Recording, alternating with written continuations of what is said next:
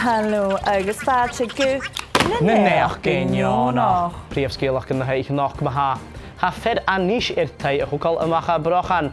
Agus hat sé as na herich haast giche an Brochan ein sin shennever fu hun kiet bliene imacha drar. Chun chiad scialach me ha agus ha a recipe of his fed anis dúl dúnalach clacig sonlíte ga dhéanú choú sgna chhlaca in náte cement na de bhtógan in heike. Ha sin ceart ha gra go bhfuil recipe a bhí san teolalacha fat a lín sin ach besan a chiad dunne a chhlacha son tai a hukal seach a bhí gaiche. A chanan in sin a chuús stad.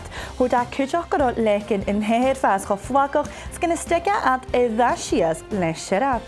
Hoe den skippe akinje fachgal dal Neònach agus hoerste. Ha sirap dal gema le Brochan geharis in Brochan blaste tju akamse. Kersan nachklakinje san lechken mulachn the.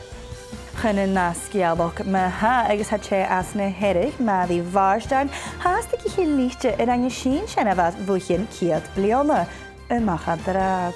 Hwyr sy'n corum brin ri mari agus hwyrs ishe. Ha blas caran sheriff ach a charins gyfil sy'n ga ynu nis blaste. Ga af misje Brochan vrichas hwyr tuliwch.